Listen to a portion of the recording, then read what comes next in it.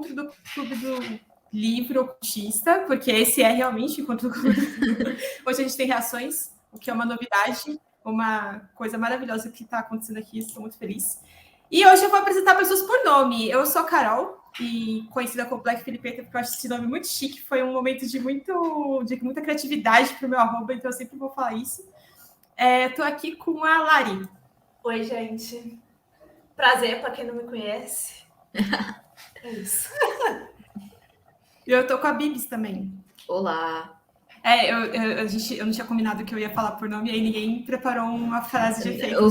Vai ser assim, dá surpresa. Não tenho frase de efeito, apenas estou aqui. Mas tá tudo bem, porque a gente não é podcast, não é mesmo? É um clube de leitura, então tá tudo certo. Mas eu tô aqui com o Augusto também. Oi, gente, e assim, cansei com esse papo de lobisomem, tá? E eu tô com a Ju. Oi, gente. E com a Marisa. Marisa, que eu acabei de conhecer. Boa noite, muito prazer. Prazer, bem-vinda. E a gente vai falar hoje sobre o lobo, né? Vai ser uma conversa muito interessante. No capítulo 8 do Bruxaria Apocalíptica. A gente tem recadinhos para começar? Hoje não temos recadinho. Um dia típico na rotina do clube. É isso, mas aí fica atento, né? Que a gente sempre vai postar aí as novidades, vai ter coisas novas que vão acontecer depois que a gente terminar esse livro, e depois a gente vai começar a ler o Bruxaria Apocalíptica, não. Tô loucona já. A gente vai começar a ler o Dança Cósmica das Feiticeiras, que eu tô bastante animada para isso. Quem sabe a gente não consegue chamar umas bruxas aí para conversar com a gente sobre. Então, só ficar atento que logo mais vai vir novidades. Vamos para a leitura? Bora! Eu vou falar só uma coisa boa antes de eu começar a malhar o texto. Eu vou falar bastante mal sobre várias coisas. Eu acho que faz muito sentido ele ter falado sobre o lobo logo em sequência do Sabá, porque ele tá dando uma sequência lógica aqui para a conversa, né? Ele começa a falar do diabo, depois ele vai falar do Sabá, e depois ele vai falar sobre a nossa natureza selvagem propriamente dita. Embora agora tem aspectos dessa natureza selvagem que eu não necessariamente concorde, mas eu achei interessante por isso. E na primeira página do capítulo, ele está falando lá embaixinho, assim, que em suma a gente deve voltar para os nossos... para a gente se tornar lobo de novo, né? A gente voltar a se tornar selvagem. Então, basicamente, eu acredito que esse é o assunto principal desse capítulo, embora ele acabe atravessando por outras coisas também. Eu não sei qual é a sequência, aí se vocês quiserem só ir falando. Então, assim, esse livro, como eu disse antes, né, eu já tinha lido ele uma vez, antes dos nossos encontros. E a primeira vez que eu li, eu tinha gostado muito desse capítulo. Mas agora, para essa releitura que eu tô fazendo junto, eu não vi quase nada de positivo para levantar, sabe?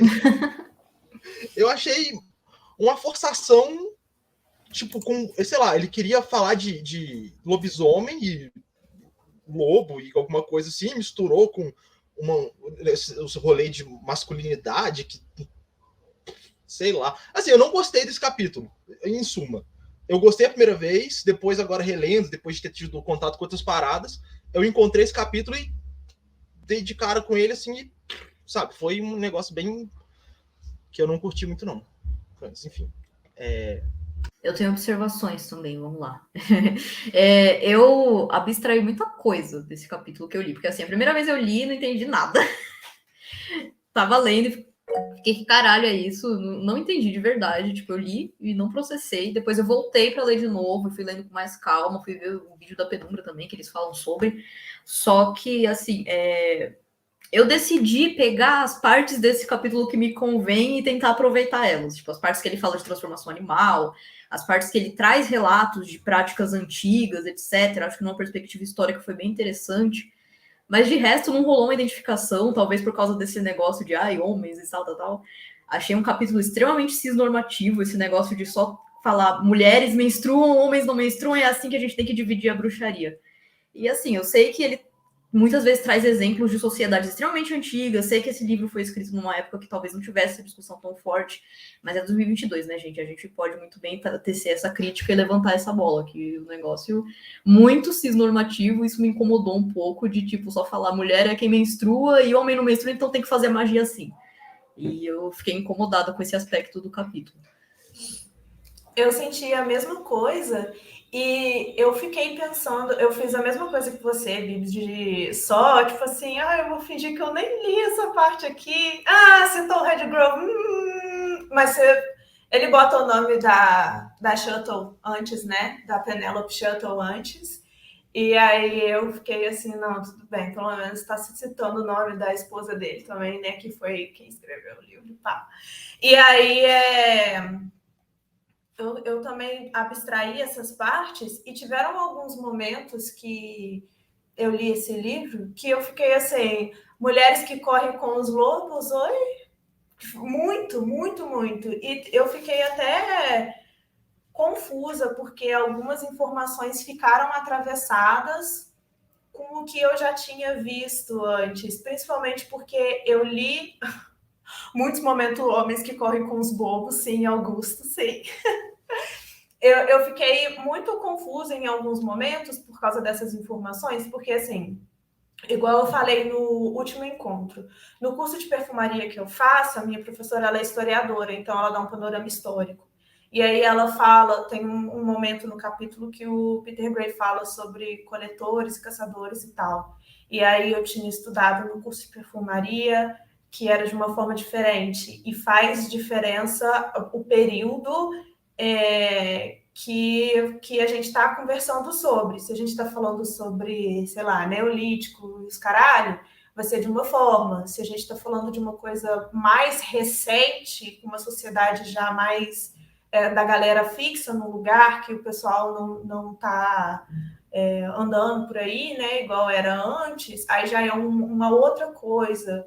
E aí eu fiquei um pouco confusa com quando ele estava falando essas coisas, e também quando ele faz quando ele fala do homem e do lobo, o homem é o lobo, do homem que é o lobo, que é o homem, carne crua, menstruação, que a carne crua é a menstruação do homem que não menstrua, mas ele dá uma viajada ali e eu fiquei pensando muito em mulheres que correm com os lobos, porque a Clarissa, bem no início, acho que é no prefácio, eu tô até com o livro aqui do meu lado, gente.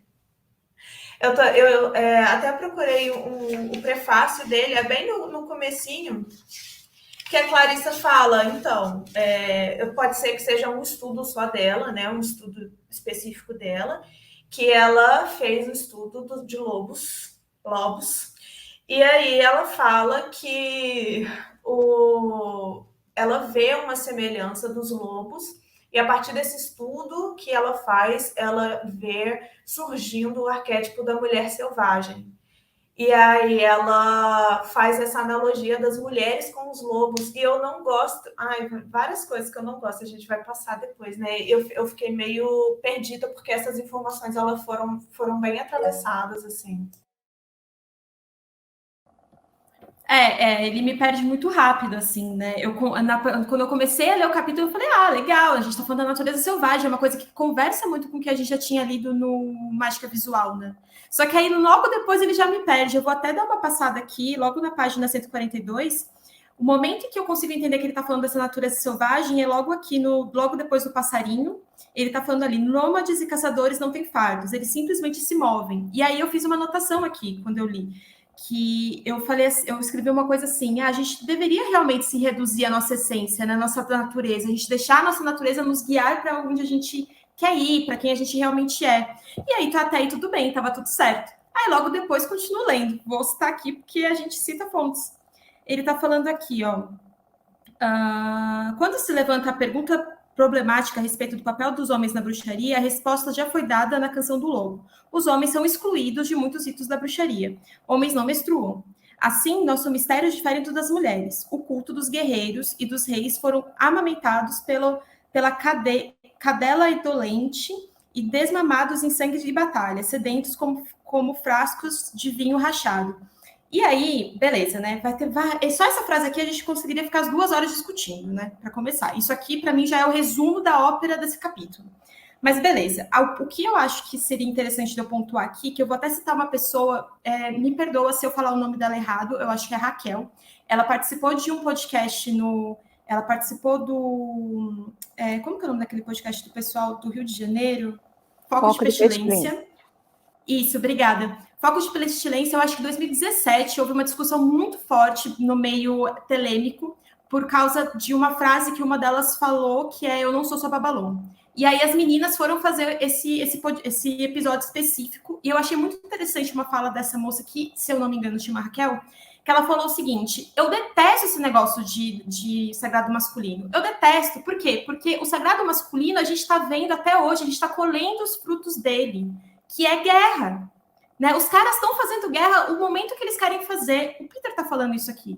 Né? Ele, de certa forma, está falando isso aqui. Ele está trazendo qual é o resultado, fruto desse sagrado masculino. Então, eu acho interessante a gente estar falando a respeito desse capítulo aqui com o olhar da nossa geração, que vai, obviamente, abarcar mulheres que não menstruam, homens que menstruam, e a gente vai abarcar também pessoas que não necessariamente têm esses ciclos, mas também vão ser incluídos na bruxaria, porque o que a gente está querendo propor não é uma bruxaria que vai excluir o homem porque ele não menstrua, é uma bruxaria que vai excluir o homem porque não cabe mais ter esse sagrado masculino que é feito a partir de guerra. A gente está querendo ler esse livro aqui a partir de um olhar que... Ai, susto das palmas, desculpa.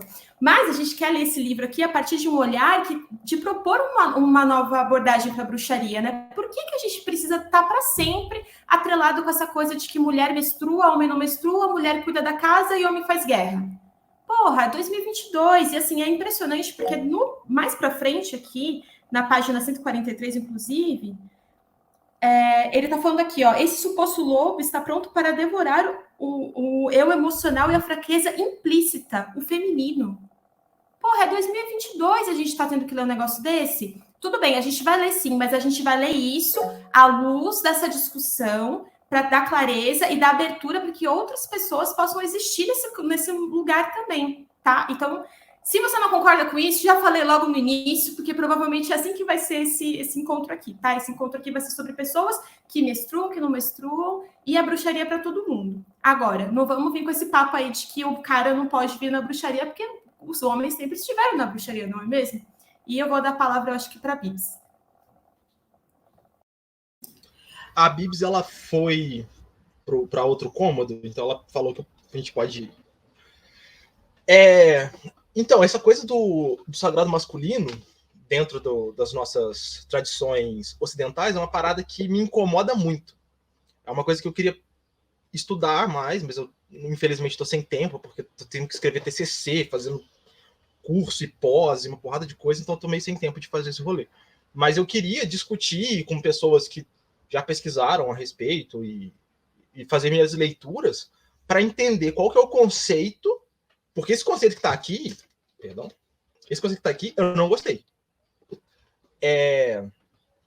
E para poder, eu como homem praticante de magia e ocultismo, essas coisas, poder me entender melhor, mas num rolê que não seja tão belicista e tão focado no sangue, nessa coisa de o lobisomem e tal. Porque o que tá aqui, assim, não rolou assim comigo. E o que a Carol tava falando antes, de que o livro foi escrito em outro momento, não em 2022.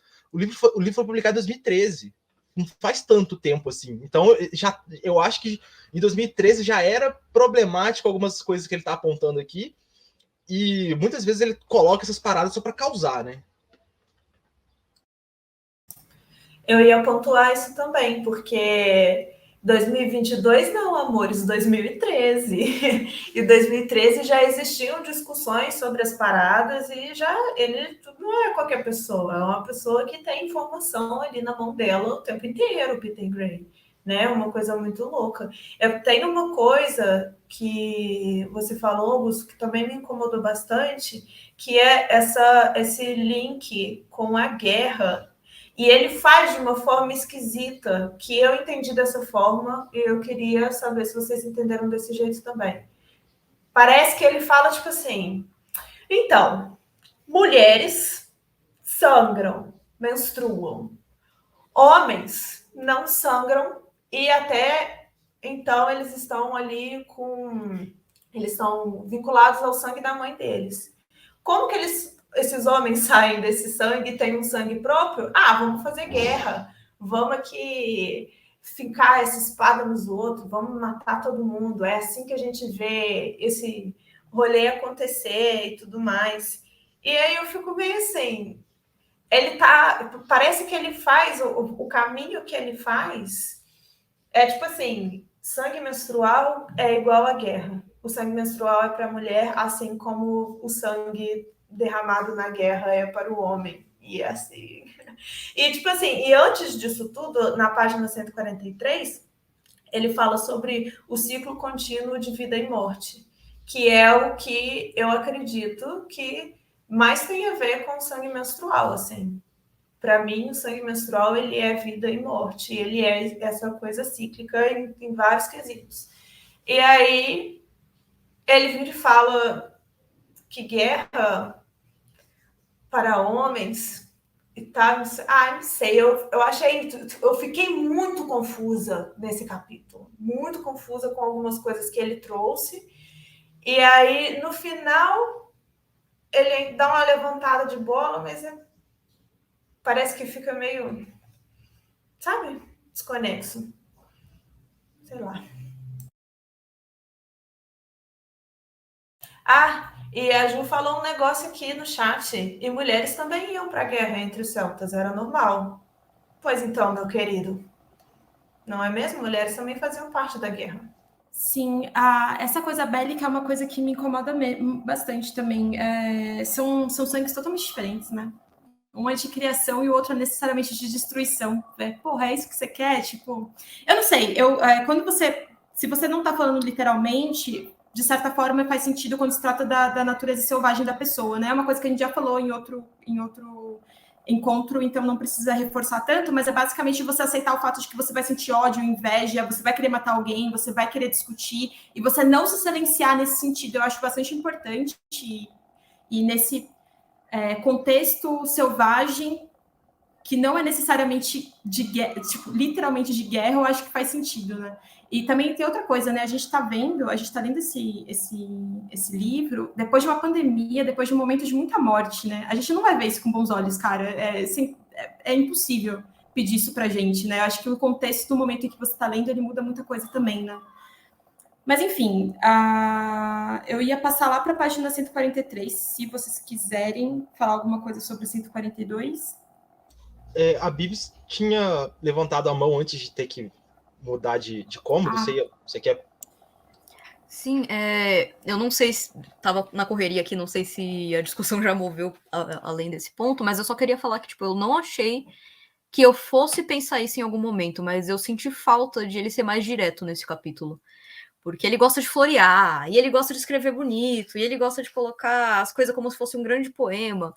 Mas às vezes você só quer entender o que ele tá querendo dizer. E eu fico tipo, cara, o que você tá querendo dizer com isso? Você está falando de agora ou você está falando de um contexto histórico? O que você está querendo dizer? Eu senti falta de, nesse capítulo, de ser um pouco mais técnico. É uma coisa que eu realmente nunca imaginei que eu fosse falar, porque eu acho bonito os floreios, eu acho tal, mas eu tive dificuldade de entender muito por causa disso, porque a narrativa estava muito não linear. Tava muito difícil de entender aonde o raciocínio dele estava chegando. Eu concordo muito com vocês. Também me incomodou, porque parece que ele pega assim, vamos colocar o máximo de referências por parágrafo aqui. Aí tem uma porrada de parágrafo, que é só ele, tipo, porque isso é como tal coisa, e coisa X, e coisa Y, e coisa Z, e só vai falando da mesma coisa com palavras diferentes. Parece que ele queria encher página. Total, e isso que a Bibis falou casa com o que a Maia disse no chat. Ela falou, acho que o conteúdo do livro já foi há muitos capítulos. Parece que agora ele foca mais só na estética trevosa, apocalíptica, esse negócio assim.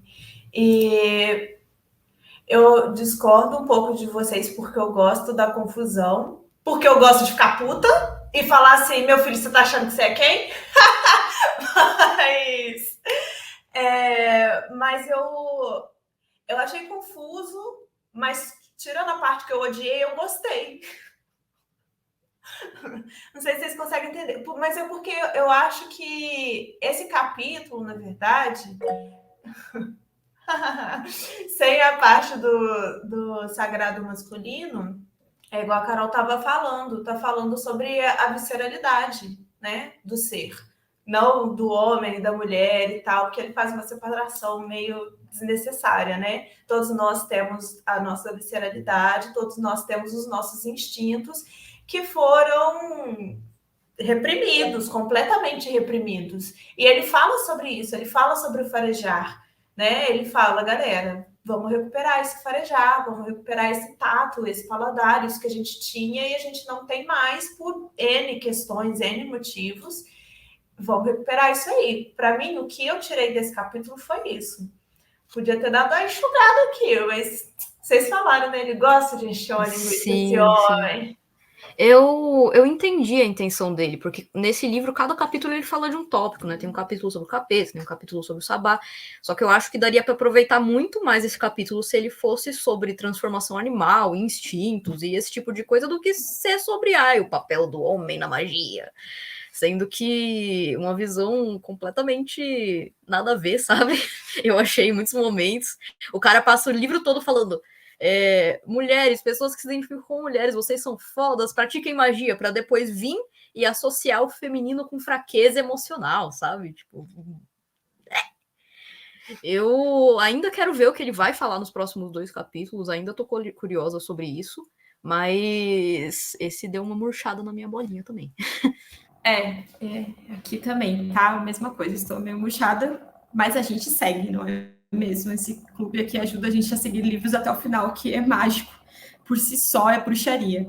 Mas tem uma parte aqui que aí eu vou falar bem dessa parte, porque eu gostei bastante, é na 143, no segundo parágrafo. Ele está falando aqui, depois que ele vai falar sobre a obra do Francis Bacon, eu dei uma pesquisada, porque eu já tinha não lido necessariamente extensivamente, mas eu sabia mais ou menos, aí sabe quando você esquece, enfim, só para pontuar aqui o que eu tinha anotado sobre qual é o lance da obra dele, é que o conhecimento científico serve para o homem, para que o homem lhe confira, para que o homem tenha poder sobre a natureza. Essa é meio que a ideia por cima do que ele está falando aqui. Se você não quiser dar uma pesquisada depois, eu acho que faz sentido com o que ele está dizendo da selvageria, de você querer da questão bélica e tal, mas não é esse ponto que me chamou a atenção, que eu gostei bastante. Depois que ele está associando essa coisa do lobo com um rolê lupino, luxuriante, que aí a gente já gosta, né? Um tipo de selvageria que a gente adora. Ele está falando aqui embaixo, assim, os esquisitões e os artistas estão sempre criando cidades místicas dentro de si, tendo se movido pelas sombras por tempo suficiente, e que isso casa bastante com o que a gente tem falado dos outros capítulos também, né? Em suas próprias sociedades, eles vestem suas peles com orgulho justificado.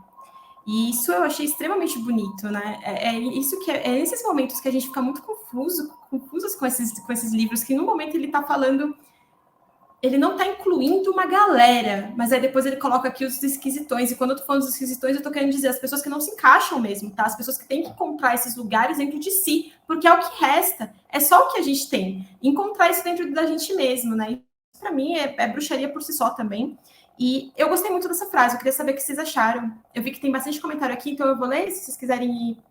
Eu gostei muito dessa frase, e eu acho que quando eu li ela me pegou de um jeito bem específico, num ponto muito específico, porque ultimamente eu tenho sonhado com casas, e casas de cômodos estranhos. E aí, às vezes, os cômodos eles são muito pequenos, às vezes os cômodos são, tipo assim, cômodo de água. Porque quando eu acordo, eu tô escrevendo. Gente, teve uma vez que eu acordei e eu tava super poetisa. Fiquei, quem é essa poeta? E aí eu só escrevi assim, cômodo de água. Então, umas coisas muito doidas. E aí eu fico pensando que, olhando assim para mim, como foi a minha vida e tudo mais, eu nunca me senti encaixada de fato em algum lugar, nem mesmo na minha própria casa, quando eu morava com os meus pais. E assim, eles se separaram quando eu era muito nova, então a casa era a casa do meu pai e a casa da minha mãe. Nunca era a minha casa. Ah, não, tem a casa do meu pai, tem a casa da minha mãe. E eu fui ter essa noção de lar, essa noção de minha casa, muitos anos depois. Com 20 e tantos anos já. E aí, quando eu li essa parte aqui, ela me deu e eu até entendi, tipo assim, esses sonhos, assim, mas fiz algumas os tic-tac resolveram funcionar, a engrenagem aqui. E eu achei isso muito legal, porque quando a gente não se sente pertencente a alguns espaços e a alguns lugares, a gente perambula mesmo. E isso que essa imagem que ele traz de perambular e tudo mais, fala do lobo mais para baixo, daí no finalzinho dessa página ele fala: o lobo solitário está doente. Tá doente, gente, tá doente mesmo. A gente tá doente, ainda mais 2022, que é 2020, parte 3 já, sei lá. Então, assim, eu gostei muito dessa parte, que ela mexeu bastante comigo. Foi uma das partes que eu mais gostei desse capítulo. Não foram muitas, então ela é especial. Legal, eu gostei muito disso que você falou dos sonhos, porque eu costumava sonhar muito com casa também, muito com casa. Inclusive, eu tenho momentos em que eu sonho com 2 casas específicas e depois de muito tempo eu consegui fazer isso virar uma espécie de oráculo. E aí eu vou trazer uma coisa para prática, tá? Não tô falando para você fazer isso, eu tô dizendo que é uma coisa que dá para associar a bruxaria apocalíptica com prática, porque eu acho interessante também. Se alguém tiver algum tipo de prática que associe com o livro, a gente trazer para poder, sei lá, ajudar as pessoas que estão começando, não sei. Mas depois de um tempo que você está praticando bruxaria, você começa a fazer alguns trampos de criar o seu templo astral, né? Você vai criar o seu próprio templo no astral, e só você sabe ir, e só você sabe como ele é. E esse templo astral, querendo ou não, ele tá te falando coisas sobre você mesmo. É uma conversa que você tá tendo com você mesmo, sem querer. Você tá criando um bagulho, você não vai... É muito raro, a não ser que uma pessoa esteja realmente muito doente... internamente, ela não conseguir criar uma coisa que vai conversar com ela sem que ela nem perceba, porque o inconsciente dela já está trabalhando aquilo, aqueles signos que vão significar alguma coisa importante, né? Lari, eu lembrei muito disso também por causa das florestas que você estava estudando. Que você estava sonhando. Talvez seja uma coisa interessante a gente pensar, pensando nesse capítulo especificamente, de você criar esses ambientes para você dentro de lugares de meditação. Quando a gente chamou o Keller aqui, a gente conheceu um desses lugares, né? Porque ele fala para a gente ir nesse... Não necessariamente vai ser seu templo astral, mas é um lugar que só você sabe como ir e só você sabe como ele é. Quais são os símbolos que tem lá? Quais são as coisas que estão falando sobre você mesmo que podem te ajudar com o seu autoconhecimento? Eu acho isso uma das formas muito interessantes de associar as nossas leituras com a nossa prática e autoconhecimento, que é o que os livros têm falado muito para a gente, né? Você se entender as suas próprias sombras para que você possa colocar isso para fora, os seus demônios, porque eles vão guiar o seu caminho para a bruxaria, como o próprio Peter falou. Mas agora tem uma provocação sobre esse lance da guerra, e aí eu queria saber se isso faz sentido para vocês. O Peter é um cara que, se você ler todas as coisas, se a gente fizesse post-it, a gente ia talvez perceber que ele fala uma coisa e depois parece que ele anula depois de um tempo, no capítulo depois e assim por diante, né?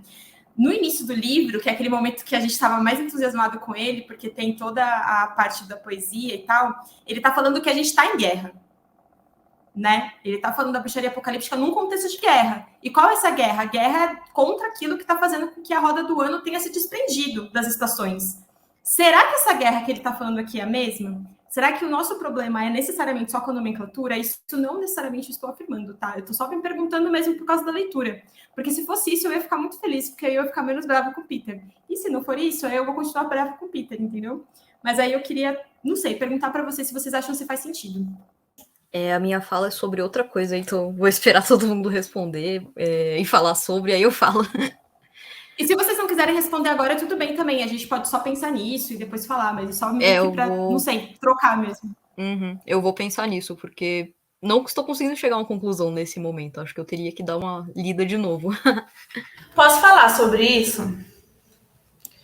Gente, não cheguei a nenhuma conclusão. A minha cabeça, ela tá aqui no momento. Ela tá agora. Então, assim... mas ok. Pode ser que eu fique confusa. Já tô um pouco. No primeiro momento, quando a Carol fez essa pergunta, se ele tá falando sobre a mesma guerra, eu diria que não. Eu não acredito que é a mesma coisa. Porque quando ele fala no início, e aí eu já não tenho mais tanta certeza, eu teria que voltar também para poder ter a certeza 100%. Quando ele fala no início, ele fala um tipo de guerra que não me dá a sensação de, tipo assim, pegue suas armas e mete a faca no futuro presidente do seu país. Ele não fala isso. para você fazer esse tipo de coisa. E aí, quando ele fala de guerra nesse capítulo, ele fala muito de sangue, muito de armas, muito de visceralidade, e me parece que aqui, que é sobre esse capítulo, é importante para você chegar na guerra que ele fala do primeiro, lá no início, mas não necessariamente é a mesma coisa. Porque nesse capítulo aqui, ele está falando do que te move para você, né, a ação, de tipo assim, você está num campo de guerra, você é um homem, que ele deixa isso bem claro, você é um homem, um adolescente que está no campo de guerra e aquele sangue te faz com que você se sinta vivo. E aí, lá no início do capítulo, ele parece um rolê bem Marte, sim. Lá no início do capítulo, ele fala assim: levanta, minha filha, vamos trabalhar. Levanta, gay, bora trabalhar. Ele fala tipo isso, né? E aqui parece que é um outro lugar. São duas coisas que o que move em uma poderia mover na outra, mas não necessariamente parece a mesma coisa. Acho que é isso. Eu fiquei com a sensação de que nesse capítulo ele fala de uma coisa, talvez, tipo, num enfoque muito mais ancestral, sabe? Alguma coisa que, tipo, parece muito mais antiga, muito mais, tipo, nossa, é uma coisa que a gente fazia antigamente, a gente se perdeu, e eu sinto que a guerra que ele estimula naquele manifesto é uma guerra, tipo, gente, vamos se defender. Então talvez tenha essa diferença, mas não sei, eu vou precisar pensar sobre isso. A Maia falou também, falou no chat aqui a visão dela. Pela visão meio político do livro, para mim, eu vejo que essa guerra dos primeiros capítulos é uma revolução, que para mim reflete no Apocalipse, mas nesse último, sei lá, para mim pareceu até um pouco vazio. Eu concordo com você. E por mais que ele fale, igual a Ju também disse no chat, para ajudar a pensar, Inanna é a deusa da guerra também, e vários poemas do livro citam isso, e realmente. Inclusive, você, Juliana, falou um negócio que eu queria te perguntar, e eu anotei em algum lugar, e eu nem sei onde que foi, porque eu anotei lá na página 148, que é quando ele começa a falar de guerra especificamente, e dos meninos lá, com a faca nos outros e tal. Como que é a Inanna na guerra? Qual é a motivação da Inanna na guerra? Porque eu lembro de ter lido coisas sobre, mas eu não lembro o que faz Inanna ser a deusa da guerra. E nem sei se você vai saber me responder essa pergunta, porque eu queria ver se tem algum paralelo, assim. Se você não souber responder, tá tudo bem também. Amiga, eu vou ficar devendo por enquanto. É sobre isso e tá tudo bem. A gente estuda e traz no próximo encontro. É isso que eu ia falar, gente. Eu acho que é muito válido a gente dar uma pesquisada, sei lá, porque esses são pistas, né? Porra, é aquilo que a Bibs falou, eu queria que fosse mais claro, porque a gente não ia ficar assim, meu Deus, será que foi isso que ele quis dizer? A gente saberia, né? Mas aí a gente pode ir pesquisando e ir discutindo. Mas, Bibs, eu te cortei, desculpa. Não, imagina. Eu só ia falar que teve muitos momentos que ele trouxe coisas que eu levei como relato histórico mesmo, tipo, sobre como a guerra era feita pelos povos antigos, tipo, os povos, sei lá, do norte da Europa, proto-indo-europeu, grego, aquela coisa do sacrifício humano, né, licantropia e tudo, só que eu levei tudo isso como um relato histórico, porque eu fui pesquisar e eu vi que realmente esses rituais existiam e tal, mas eu não sei se era a intenção dele também, mas eu não levei como um, tipo, façam coisas similares hoje em dia na sua magia.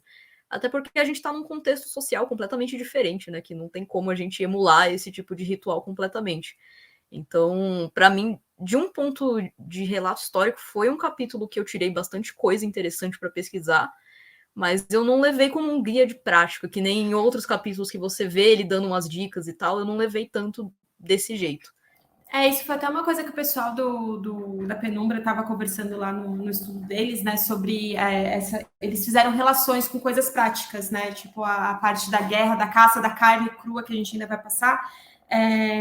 Mas isso casa bastante com o que eu ia falar aqui depois, né? Tipo, ele está falando aqui sobre a nudez que eu acho legal também, porque ele tinha falado isso no capítulo anterior, quando ele está falando sobre o diabo, e depois quando ele está falando sobre o sabá, mas ele está falando que a nudez significa mais do que tirar as roupas, né? Isso a gente já consegue entender também por causa das outras leituras, de você se despir desse seu aspecto social, meio tipo, eu preciso muito estar super educada, super calminha, eu não posso ficar pelada na frente de ninguém, tipo, se despir de fato, né? Se despir desses medos, dessas amarras sociais que fazem com que você tenha mais dificuldade de acessar o seu eu selvagem.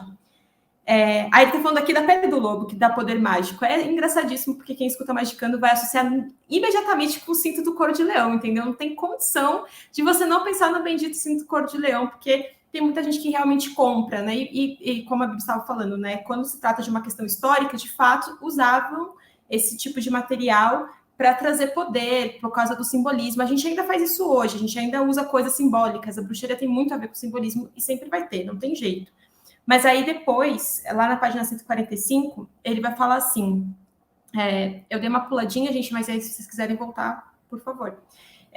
Só ir falando, mas aí só para terminar aqui essa fala, ele está falando assim, é somente através da bruxaria e não da vivissecção que podemos manter viva essa conexão. E aí eu fui pesquisar vivissecção, porque eu não sabia o que era.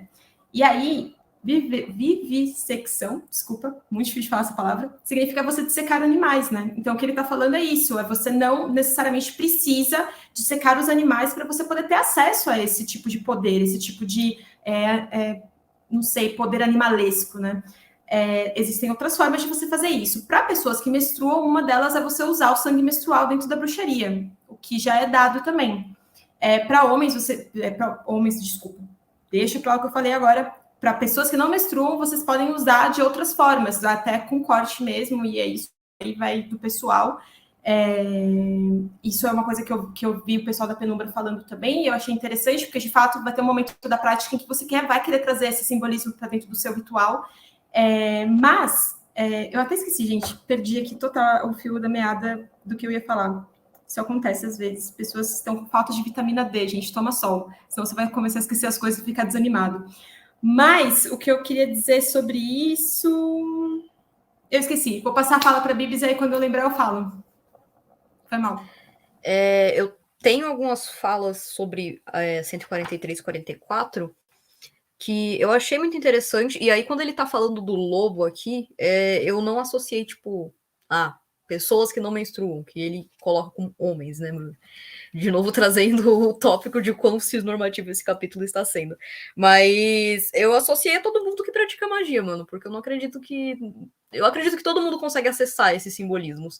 E eu achei interessante como ele falou uma coisa que a gente discutiu até no capítulo anterior do Sabá, que da mesma forma que a bruxa, como xamã, é responsabilizada por todas as mortes dentro de uma comunidade, o mesmo ocorre com o lobo. E isso significa, em particular, responsabilidade pela mortalidade infantil e pelos desaparecidos que não chegam até o reino das fadas. Eu acho interessante esses paralelos que ele traça sobre como o lobo também é uma coisa vista sempre à margem, até porque ele é selvagem, do mesmo jeito que as bruxas eram. E outra coisa que eu acho muito legal que ele fala, que foi uma das coisas legais desse capítulo, é sobre a relação que ele faz do ser humano aprender algumas coisas junto da natureza. Por exemplo, quando ele fala, né, foi o lobo que nos ensinou a caçar, as estratégias da matilha, a conduzir, emboscar e atrair. Os predadores são animais que, como nós, planejam e enganam. Animais cujos olhos voltados para frente são calibrados como a mira de uma arma. Fantasmas que pegam a isca e não desarmam a arapuca. Fantasmas que temos em nossos ossos como ancestrais. Poderosos caçadores que cantam para sua mãe lua. Assim como os pássaros nos ensinaram a língua, o lobo ensinou e ainda ensina. E eu acho isso muito interessante, até porque ele traz alguns contextos meio de humanidade pré-histórica e tal. E eu lembro muito do xamanismo que a gente discutiu lá no Mágica Visual. Eu gosto muito dessa relação que ele faz, da gente aprender as coisas que nos tornam humanos com a natureza ao nosso redor. Eu acho isso muito bonito. Foi uma das partes desse capítulo que eu achei muito legal de ler. Eu gosto muito dessa parte também. Eu queria fazer aqui um adendo, que eu não gosto, que a sensação que eu tenho é que ele leu Mulheres que Correm com os Lobos, pegou o prefácio, botou aqui. Porque é muito igual, gente. É muito parecido, ela fala exatamente sobre isso. E até aquele conto que eu falei na última semana, da última vez que a gente se encontrou, porque não foi na última semana, ela fala sobre você encantar os ossos, cantando e dançando, que também fazem parte dos seus ancestrais e tudo mais. E aí ele fala exatamente sobre isso. Aqui nessa parte desse capítulo, eu achei que os dois livros, eles conversam muito, pelo menos o comecinho, porque o comecinho do livro da Mulheres que Correm com os Lobos ou Não Correm, que eles estão cansadas, ele fala muito sobre essa questão do arquétipo da mulher selvagem e do que o lobo tem a ver com esse arquétipo e tudo mais, que é basicamente o que está falando aqui, que está falando sobre visceralidade, igual a gente já comentou aqui, e depois ele fala sobre outras coisas, ele vai entrando em contos e identificando, a Clarissa vai identificando aonde que estão as mulheres selvagens dentro dos contos que ela coloca no livro. E aqui ele não segue por esse caminho, ele pega nesse arquétipo do lobo, né, que seria a mulher selvagem para mim, eu tô levando isso no meu coração, e vai falando assim, ó, é isso aqui, gente, para mim isso aqui é super pessoa selvagem. Eu consegui lembrar o que eu ia falar, que eu tinha esquecido, gente, quando eu falei o lance da vitamina D real, tá? Eu fiz. Vocês podem cortar se tudo bem, mas só para avisar que eu fiz o exame de sangue, eu realmente estou com falta de vitamina D real oficial muito grave por causa da pandemia, então se eu esqueci as coisas por isso, tá? Foi mal. Mas o que eu ia falar aquela hora sobre essa coisa do simbólico, que é muito importante para a bruxaria, uma das coisas que seria muito interessante a gente discutir, e eu sei que eu vou estar queimando um pouquinho de pauta, porque ele vai falar do lance da carne mais para frente, mas eu acho muito pertinente ao que a Lari e a Bibs falaram agora, é que as pessoas não sabem de onde a comida vem. A gente não sabe mais o nome das frutas, das comidas, a gente vai no mercado, a gente não faz ideia. Se você não olha, você não sabe a diferença entre o abacate e o avocado, você não sabe a diferença de porra nenhuma, entendeu? E pior, pessoas que comem carne, e isso não é uma crítica às pessoas que comem carne, tá? É a forma como se tem acesso à carne. Elas ficam chocadas quando elas descobrem de onde vem a carne. Isso a gente pode até usar um exemplo, que inclusive a Penumbra Livros usou no estudo deles, que é quando o Rodrigo Hilbert fez um cordeiro, eu acho, ele matou o cordeiro, né, em rede nacional. Inclusive, se eu não me engano, eu já devo ter falado sobre isso em alguma outra leitura nossa. E as pessoas ficaram chocadíssimas, tipo, meu Deus, você não está respeitando o bicho e não sei o quê. E aí, tudo bem, né? A gente já está ciente desse tipo de problemática dentro do mundo das pessoas que comem carne. Agora, a gente tem esse problema também muito forte dentro da prática da bruxaria. Das pessoas comprarem o frango, ou então a carne, o que seja, e elas não terem a moral de cortar o bicho para poder fazer o sacrifício delas. A gente não precisa entrar no mérito de vai sacrificar ou não, até porque eu não vou discutir esse tipo de coisa a essa altura do campeonato, não tenho saúde mental para isso. Mas eu acho importante a gente saber de onde vêm as coisas. Isso tá conectado com a natureza também, é necessário saber. Inclusive, eu fui numa... Eu não como carne, né? Pra quem não sabe. Eu fui numa fazenda, cara. Fui ver o que tá acontecendo. Fui olhar, entendeu? Porque a gente esquece esse tipo de coisa. A gente esquece de onde vem o leite, o requeijão, o queijo, de onde vem a carne. Isso não significa que você tem que parar de comer, mas significa que você precisa se conectar com aquilo que você está consumindo, com as coisas da natureza em si. E outra coisa também que eu acho interessante falar, que é pertinente a esse assunto, é que a minha professora de bruxaria fala uma coisa com muita frequência. Ela fala, tem muito bruxo aqui tatuado de bicho, mas se vê um bicho, sai correndo. Tem cobra, tem besouro, um monte de coisa, mas não pode ver o bicho que sai correndo. Não estou falando que você não pode ter um medo, que você não vai ter fobia, não estou dizendo isso. Só estou dizendo que é uma forma de você instigar o seu próprio lado... eu ia falar macumbeiro. O seu lado selvagem... e macumbeiro também, você ter contato com essas coisas. Você não precisa se colocar numa situação de risco, tá? Você não vai acampar no meio de um mato que ninguém acampa, que não vai ter gente para te ajudar. Mas é interessante você pensar sobre essas coisas e pensar com sinceridade. Tipo, cara, eu realmente não faço ideia de onde vem a carne. Eu tenho um maior nojo. Não quero saber, não quero ver. Mas é importante, pelo menos, que você saiba disso e seja sincero com você mesmo. Sem querer ser moralista com o rolê dos outros, né? Mas é o que eu acho. Lembrando dessas situações, eu lembro de uma galera que fala sobre como crianças em países em que tudo é muito ultraprocessado, industrializado e tal, elas não sabem que, tipo, o bife vem da vaca. Elas acham que só aparece ali. E quando descobrem, muitas vezes falam, não quero mais comer. Eu já ouvi vários relatos sobre isso, tipo, tô em alguns grupos veganos e tal, em redes sociais, apesar de ainda não ser e tal. E queria soltar a bomba aqui, gente. Não adianta você, num ritual que exige sacrifício, ir lá e comprar o bichinho na bandeja de plástico. O poder do ato de sacrifício está no sacrifício em si, não na carne que você vai levar. E vou soltar outra bomba. Macumbeiro que sai por aí falando que a diferença entre candomblé e umbanda é que na umbanda não tem sacrifício, tá sendo exatamente o que o Peter Gray tá criticando. Tá tentando higienizar uma prática, porque não é porque no seu terreiro é assim que todos os terreiros do mundo são. Existe sacrifício animal na umbanda, porque é preciso, tem rituais que precisam. Então, é isso, gente. Eu fico brava com essas coisas, eu fico muito brava, porque a galera chega falando, não tem sacrifício animal. Aí eu falo, meu pai ali tá fazendo merda, então. O cara estudou uma década pra ser pai de santo e tá fazendo bosta. Não é assim. Vamos não ser o bruxinho que o Peter Gray está criticando no livro dele. É uma das coisas que eu mais quero da minha vida, é ter essa experiência, cara. Eu quero ter essa experiência. Você não precisa fazer isso para sempre. Você não precisa fazer as coisas sempre. Você não precisa. Se não faz sentido para você, não faz. Mas tenta, desgraçado. Você tá sentado no sofá há anos sem praticar, acender uma vela. Aí você fica falando da prática dos outros. A pessoa não só saiu do sofá para acender uma vela, ela foi fazer um sacrifício. Você quer conversar sobre coisas de selvageria? Você precisa entrar em contato com esses desconfortos. É importante, né? Eu fico brava. A gente é um negócio apaixonado. Até porque não é uma coisa que você vai fazer todos os dias, porque não faz nem sentido você fazer isso todos os dias. E se você for fazer, tem um fundamento por trás daquilo, tem um porquê daquilo ali, né? Eu acho também super importante você ter essa experiência, se você não tiver, se tiver no seu limite, porque é uma coisa que a gente não está habituado a viver. Né? A gente não vira esquina ali e tem uma galera cortando um animal ali. Não é assim que funciona. E, então, eu concordo super. Ai, gente. Palmas de frente para todos vocês. Mas é isso, assim, é importante, só queria ressaltar mesmo, tipo, essa inquietação, por isso que a gente está falando de uma forma meio apaixonada, é porque a gente tem contato com a Umbanda e contato com pessoas de Candomblé, de Jurema, que elas têm a prática de fazer essas ritualísticas, que elas são bastante ancestrais, e elas vão trazer esses elementos que são mal vistos por várias questões que a gente já conversou no livro, do porquê que a gente está desconfortável com isso. Então, a alfinetada não é para falar assim, não, então todas as vezes agora você vai lá e vai ter que usar sangue no seu ritual, ou sei lá, não é isso.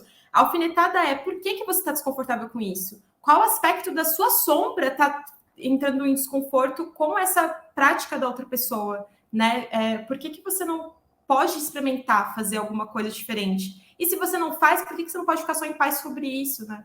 Essas coisas são exercícios de autoconhecimento de sombras que tem muito a ver com as leituras que a gente está tendo. Por isso que é importante falar, né? É isso. A gente já queimou a pauta da carne, hein? Vamos ver o que a gente vai queimar uma pauta aqui. Qual é a outra parte que vocês queriam trazer, gente? A gente pode passar já para, sei lá, a minha próxima anotação era 147 só. Se vocês quiserem falar alguma coisa do anterior. Por mim, pode seguir. Bips falou que pode seguir também.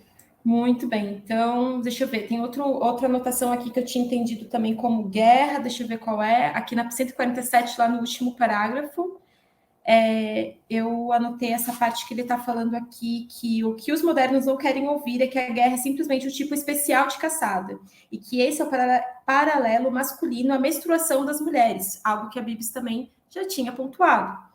As lanças sedentas e as lâminas das espadas são molhadas com uma continuidade isso, de sangue que flui da caverna sagrada, como fazem os animais, tanto os de 2 quanto os de 4 patas. E aí, essa parte aqui, uma coisa que eu pensei muito foi na parte simbólica que a gente usa até em Beltane, para quem vai festejar, desculpa, eu tô com a cabeça ruim hoje, mas para quem vai festejar a roda do ano, quando chega a Beltane, uma das formas simbólicas de festejar ele é você usando sua adaga. Eu vou até mostrar minha adaga agora, hein? Olha lá. Quem tá vendo pelo YouTube vai ver. Mas se você usar sua adaga dentro do seu cálice como uma forma simbólica, ó. Tá focando, meninas? Mas, ó, essa aqui é uma adaga que eu usava bastante, eu não tô mais usando ela, por isso que eu estou mostrando. Mas ela é uma forma de você simbolizar o ato de cópula você introduzir ela dentro de um cálice. E aí você não precisa necessariamente transar em Beltane. E aí, quando ele está falando sobre isso aqui, eu associei muito embora ele esteja necessariamente falando de guerra, eu associei muito essa outra forma de simbolizar o ato sexual também. Porque ele está falando aqui, né, dessa lâmina que são molhadas com a continuidade de sangue que flui da caverna sagrada. Que caverna sagrada é essa? E aí eu pensei muito nisso, nesse lance da cópula, porque eu tô abstraindo totalmente o lance da guerra, a parte que incomoda, tá? E eu tô pegando só a parte da selvageria mesmo, que é para ficar bem no livro. Se você vai pegar a parte selvagem, que é tipo, cara, beleza, qual é o seu instinto, o seu instinto mais forte, né? Que é de você transar para manter aí a sua raça, né, viva. Essa é uma das maneiras, né, de você simbolizar, é você introduzindo a espada dentro do tal da caverna sagrada. Então, para mim, necessariamente, ele não está falando só sobre guerra mesmo, como a gente está vendo, até porque a guerra, hoje em dia, eu acho que tem muito pouca coisa selvagem nela, cara. Você não tá mais ali, corpo a corpo, né, lutando, cara. É tipo um bando de homem dentro de uma sala falando, aperta o botão e mata um monte de gente. É muito triste, né, tipo, a gente... Eu não sei, eu realmente espero que ele não esteja necessariamente falando sobre guerra no termo propriamente dito. Eu acho que talvez ele esteja fazendo várias alegorias. Isso quando a gente não tem um significado de guerra para essa galera mais masculinista e tal, que é aquela galera que se junta no auditório para ficar gritando um com o outro, para ficar... Gente, eu só queria lembrar que tem um meme maravilhoso dessa galera no auditório gritando, que é todo mundo com vozinha de criancinha, e eles gritam desse jeito. E ele é maravilhoso, porque é isso que eu vejo quando essa galera tá fazendo isso. Pra quem não pegou, é aquele meme do me dá o seu grito de homem, aí os caras ficam... É isso, né? Então tá bom, esse é o vídeo, cara, terrível, um negócio extremamente triste, entendeu? Porra, foda. A pior parte, mano, a pior parte é os caras no treinamento com o coach fazendo me dá seu grito de homem e as esposas sentadas nas cadeirinhas olhando assim, assistindo. A cara impagável. Mas vamos seguir aqui, deixa eu ver o que mais eu anotei aqui. Eu gostei muito que ele começa a associar também o lobo necessariamente a essa figura feminina. E aí, sempre trazendo para a nossa realidade, para aquilo que a gente acredita, quando a gente fala figura feminina, a gente está falando sobre potência, necessariamente, a gente não está falando sobre... Né, vocês entenderam?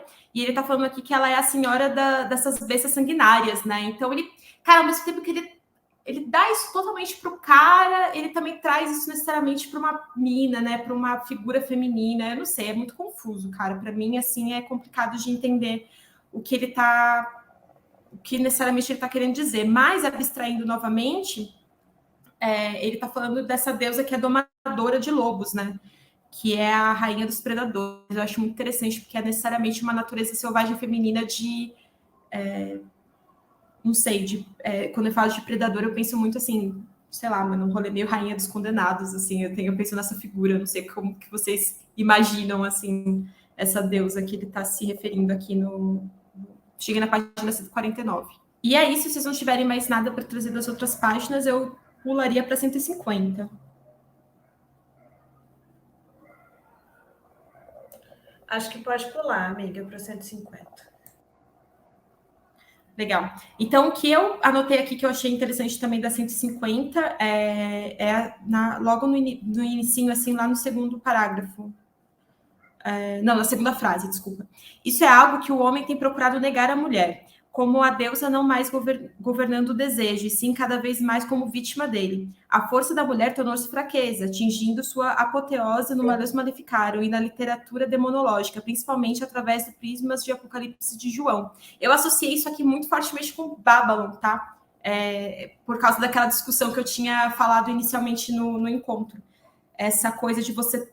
Cara, se eu usar essa parada sexual contra a mina, é um bagulho, assim, marcante na prática da bruxaria, tá? Isso acontece com frequência, várias vezes. Todo ano vai ter algum tipo de treta em relação a isso, assim. Então, por isso que eu coloquei a Babylon. Mas essa fala aqui, a gente pode associar com várias outras coisas, em outros aspectos, até porque ele abre aqui um leque, né? Falando do Malleus Maleficarum.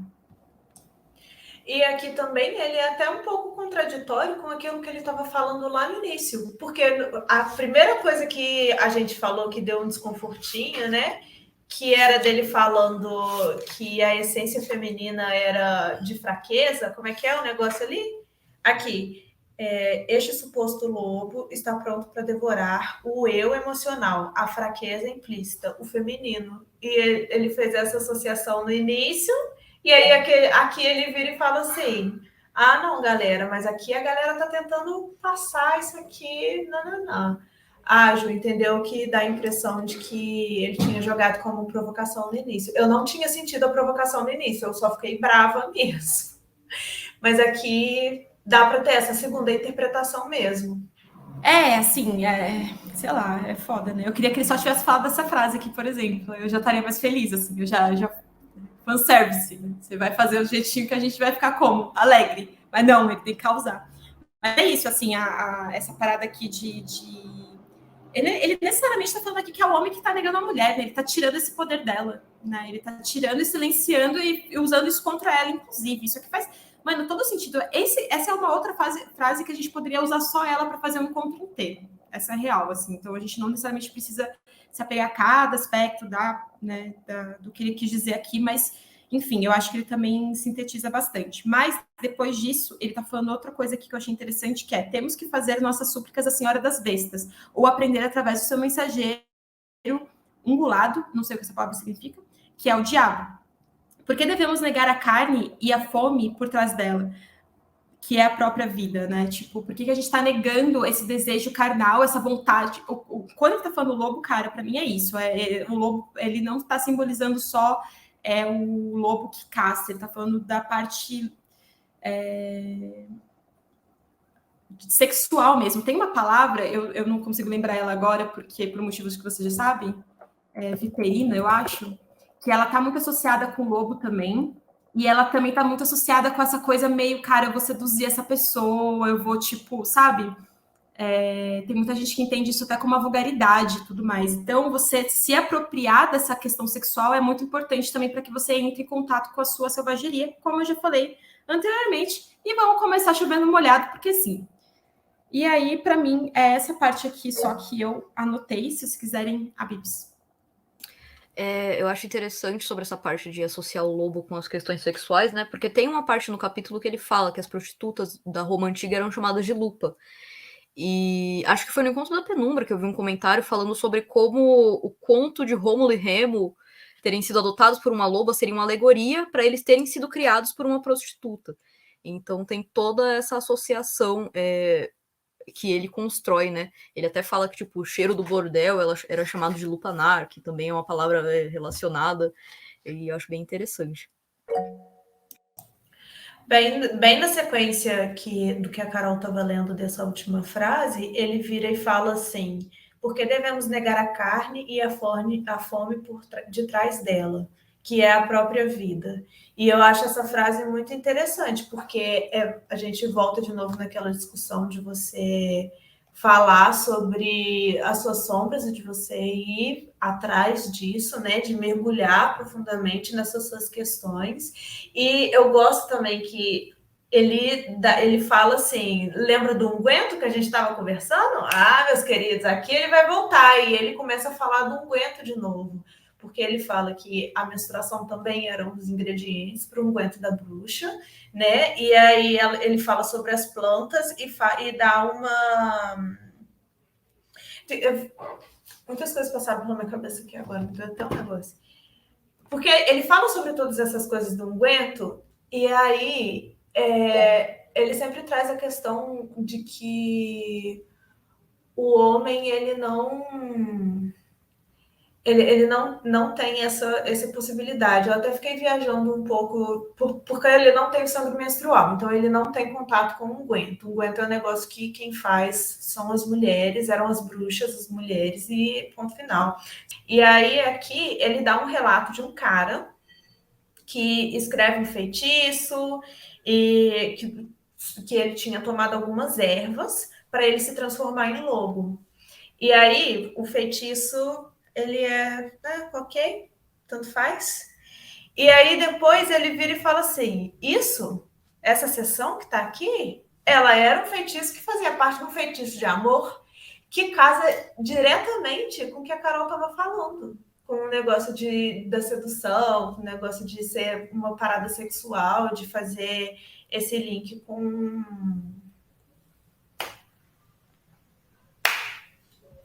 uma coisa que é mais sexual. Eu me perdi, acho que eu fiquei um pouco desconcertada de ter cortado. Nem sei se era só isso que eu ia falar, talvez eu tivesse falado mais, mas é isso, gente. Essa é a pontuação que eu tenho dessa parte. Não, e aí quando ele começa desse rolê do unguento, ele começa a falar de substâncias que vão dar um gás pros caras, né? Que eu fala que talvez eu esteja pulando, né? Que eu tô pegando. Mas ele fala sobre as drogas que vão dar uma. É que acho que no final do capítulo ele vai chegar a fazer essa diferença, né? De que tem a droga do sono, que te dá uma coisa mais lisérgica, e tem os estimulantes, que são as drogas dos berserkers, dos guerreiros que se transformavam em animais na hora de lutar. E aí eu acho muito que ele se contradiz, sabe? Porque ele fala, não, porque os homens não tinham... Não, os homens dentro que ele tá falando, né? Não tô... os homens não têm contato com isso, não tem essa parada, não aguento. Mas tem essas outras coisas aqui que eles vão fazendo e vai fazendo e vai e tal, e sempre voltando para aquele negócio da guerra, de derramamento de sangue. E aí eu acho meio tipo. Sabe o que eu estava pensando aqui quando a gente estava discutindo sobre a frase que a gente achou contraditória? Eu estava pensando que às vezes pode ser que a gente não pesque a ironia que ele coloca em algumas coisas que ele fala. Porque eu não pesco, eu só fico puta. E eu tive uma sensação, uma leve sensação, de que quando ele começou a falar da carne, da guerra, dos homens que comiam carne crua, como se fosse escondido, né? Eles comiam carne crua escondida das mulheres, porque o sangue era uma parada de meninas, e os meninos que saíam para caçar pegavam e comiam a carne crua sem que elas soubessem, e quem tirava quem tirava essa coisa meio profana, né, do sangue, da carne, era a mulher, quando eles levavam para as mulheres e iam cozinhar. Eu senti que eu fiquei puta com essa parte, porque eu achei meio nada a ver, tipo assim, meio estranha. Só que aí lá na frente tem algumas coisas que ele fala que parece que são um pouco de crítica em relação a essa parte específica que ele disse. Ele dá uma criticada de leves nessa parte. Eu acho que tem alguns momentos no livro, no capítulo, assim, que eu não pego a ironia, ou que eu caio muito na pilha dele, ou que eu só acho um absurdo dele falar umas paradas, tipo, trazer um Red Grove, ele vai trazer um Red Grove. Nem sei se a gente já passou pela parte que ele ressuscita o Red Grove aqui, mas sei lá, esse homem é confuso, mas eu gosto, mas eu fico um pouco puta, mas é bacana. Amiga Carol, você falou que ia falar alguma coisa.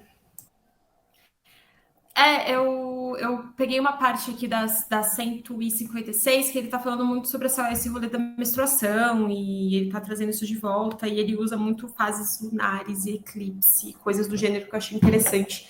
Que aí dá para associar com prática também. Se vocês quiserem passar para lá, a gente podia fazer isso. Ou então, se vocês quiserem falar coisas que passaram anteriormente, que aí eu já não peguei. Deixa eu ver se eu tenho mais alguma coisa que eu quero pontuar aqui. Eu tenho uma coisa também, isso é legal da gente falar, que ele coloca que ele fala de eu não sei se é um mito, uma história, sei lá, tá na 152, de um cara que arranca fora a roupa, bota na árvore, atravessa o rio e vai morar com os lobos. E aí depois esse cara volta, mora com os lobos por 9 anos, e aí depois esse cara volta, pega as roupas que ele estava lá e tal. E aí ele faz uma associação com esses meninos que comiam a carne crua, né? De tipo assim, os meninos que comem a carne crua, eles estão presos no sangue da mãe. Eles precisam de comer a carne crua para eles terem o seu contato com a visceralidade, o seu contato com a sua selvageria. Então, eles comem a carne crua com sangue, tem contato com essa selvageria. Mas ninguém aguenta adolescente, então tem que mandar ele para longe para poder lidar com isso. Porque é como se o cara tivesse que passar por mordalha. É como se a carne crua fosse uma iniciação e a partir daí ele tivesse que seguir um caminho. Mas é tipo assim, tudo coisas de lugares diferentes que ele pega e fala assim: estou fazendo aqui uma sopa de letrinha porque a vida é isso, simbolismos, histórias, cultura, tem referências e tal, e bota tudo junto. E ele fala como se... Ele coloca como se fosse uma ordalha mesmo, como se fosse uma... Que o cara tivesse que passar porque ele não tem a experiência do sangue menstrual. Deixa eu ver se tem mais coisa. Eu vou fazer um comentário que eu acho que ele é até irônico, assim, porque no capítulo em que ele tá falando sobre comer carne e comer carne crua, é o que ele tá fazendo uma salada muito louca com os assuntos. E aí, sei lá, ele vai, parece um ping-pong, um ioiô, que ele joga o assunto, aí depois de um tempo ele pega o assunto de novo, que tava 3, 4 páginas atrás. E, sei lá, esse capítulo eu achei muito difícil confuso. Super confuso. E depois ele ainda traz uma citação de Marx. E a citação, eu gostei, inclusive, bastante dessa citação. Ele vira e fala: fome é fome, mas a fome que é saciada com carne cozida, comida com garfo e faca, é um tipo de fome diferente, comparada àquela em que se devora carne crua com mãos, unhas e dentes. Essa é a citação do Marx. E aí embaixo ele fala: não devemos deixar que nossos eus modernos intervenham entre nós e as vísceras fumegantes. E aí eu fiquei assim... Que é isso, Peter Gray? Ele parece que quando ele vai falar da citação de Marx, parece que ele dá um shade no Marx, que eu não entendi muito bem, uma coisa meio assim. E aí depois ele vai lá e concorda com Marx e fala assim, porque Marx na verdade estava falando sobre isso, mas eu estou querendo falar sobre outra coisa. Mas eu acho interessante dele trazer essa citação porque ele mostra que existe uma diferença. Ele está o tempo todo colocando a diferença. Tipo assim, o problema não é estar comendo a carne. A forma como você come a carne tem uma simbologia muito grande do objetivo que você quer com aquilo. E ele até fala que, ainda na página 154, que quando os meninos comem de seu próprio sangue, eles literalmente se tornam lobos. Eu fiz um negócio aqui que eu gosto muito de fazer para as minhas aulas, que é, às vezes eu pego o meu grande, enorme livro de símbolos, custa uma fortuna isso daqui, tá? Um tesouro, se a casa pegar fogo, a única coisa que eu vou pegar é essa porra desse livro, muito caro. Mentira, é que realmente foi caro. Mas aí eu fui pegar porque eu tava tentando entender, tipo, a coisa do... Eu não sei, tipo, quando você tá falando sobre lobo e lobas, você tá falando necessariamente sobre sangue menstrual o tempo todo, né? Para além do incômodo que a gente já falou, eu queria confirmar se fazia sentido aquilo que eu estava associando, né? Beleza, ele tá usando o lobo muito como esse lance da natureza selvagem, e de fato é um símbolo de selvageria. Eu fui olhar aqui, tá falando que o lobo é símbolo de selvageria e a loba é de libertinagem, então, assim, a gente interpretou certo do que ele falou até aqui. Mas eu não sei se vocês já leram livros de literatura em que os lobos eles aparecem em momentos em que necessariamente você não está vendo o bicho, você está vendo a morte, né? Tipo, você não tem como escapar do lobo, porque o lobo vai te matar, mano. Tipo, não existe outra opção senão essa, sabe? Então eu acho que talvez esse seja um dos aspectos do porquê que ele tá trazendo tanto o lance do guerreiro, né? É uma guerra quase perdida. Não sei, tava meio que brisando aqui. Isso não necessariamente vai fazer sentido para todo mundo, mas para mim faz bastante, que é necessariamente uma representação máxima de morte, de guerra vencida, né? É a morte dada, você não consegue não morrer para ele, né? E se você domina ele, você se torna ele também por causa da matilha. Não sei, eu acho bonito de certa forma esse tipo de representação. Para mim faz bastante sentido, não sei para vocês. Mas se vocês quiserem ir lá para a página 156 para falar um pouco mais de menstruação. Pode ser. Por mim, pode. No final da 155 é o que a Carol estava falando.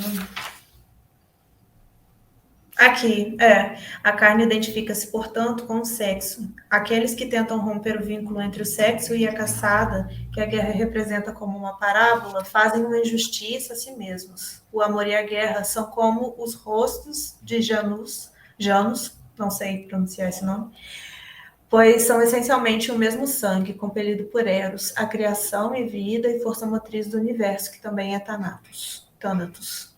Também não sei pronunciar esse nome. Gêmeos e Eros são os dois que foram criados por lobos, não são?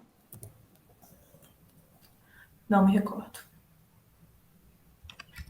Eles são deuses gregos, todos eles. Janus é aquele deus grego que tem 2 rostos, 2 faces, e Eros é o deus do amor, da sexualidade e tal, e Thanatos é o deus da morte.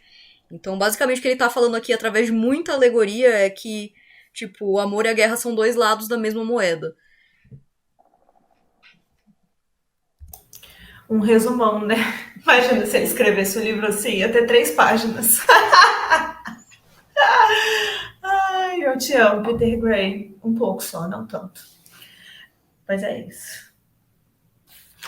Eu não tenho muita coisa igual. Tem um negócio que eu anotei aqui, na página 158, que é: eu vejo bruxaria mais como sobrevivência.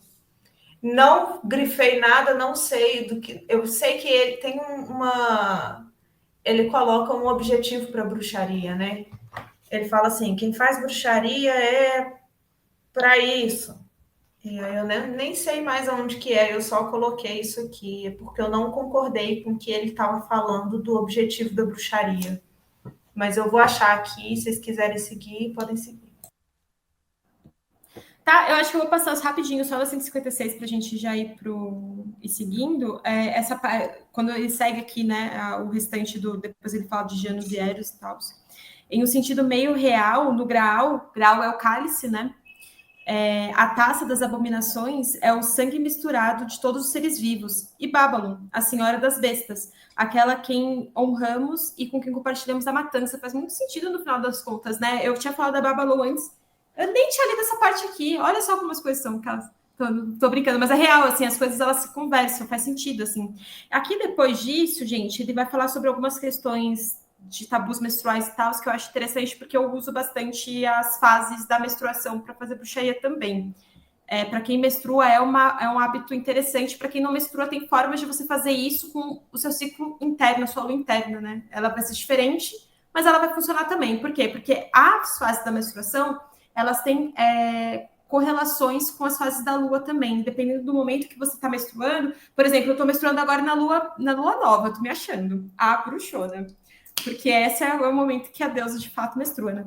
E aí, teve momentos na minha vida que eu menstruei também na lua cheia. E como que você vai usar esse seu ciclo para a tua bruxaria, né? Para as coisas que você precisa aprender sobre você mesmo, para feitiços que você quiser fazer. Menstruar na lua cheia é maravilhoso, porque já tá ali, tá pronto, meu amigo. É só você pegar e fazer bruxaria, é ótimo, né? E aproveitar a lua cheia para fazer.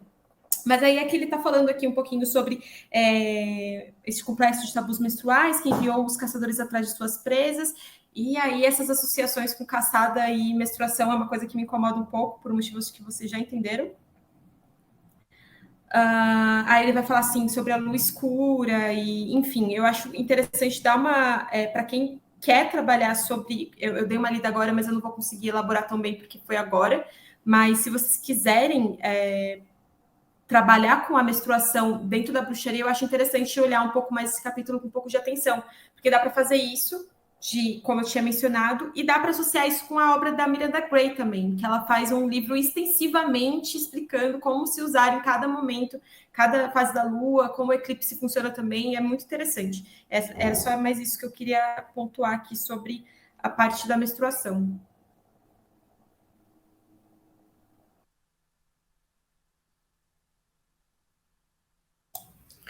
Gente, eu li muito por cima essa parte da 158 e eu acho que tem a ver com o link que ele faz da menstruação para o que ele vai falar na página seguinte, né? Que ele estava falando sobre a menstruação E aí ele fala, note-se que a transformação em lobo é muitas vezes chamada de maldição, exatamente a mesma palavra que o patriarcado atribui à menstruação.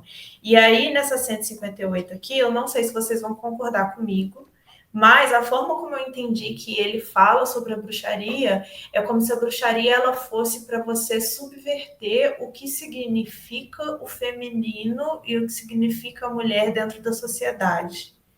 Você faz bruxaria para você subverter e para você colocar. Nossa, e aí, não sei se vocês concordam que ele está falando dessa forma sobre bruxaria. Eu entendi que por isso que eu coloquei essa notinha aqui de eu vejo bruxaria como sobrevivência, porque não faz muito sentido para mim usar a bruxaria para poder subir. E as pessoas, outras pessoas que não se identificam como mulheres, qual é o lugar delas dentro da bruxaria? Né? Eu achei meio estranha essa parte aqui. Ele tá em qual parágrafo, amiga? 158. Ele fala sobre tudo, a página. Ao longo da página inteira. Entendi. Mas, assim, no segundo parágrafo, mais ou menos, ele fala sobre isso. Pode falar. Pode falar, Augusto, se quiser.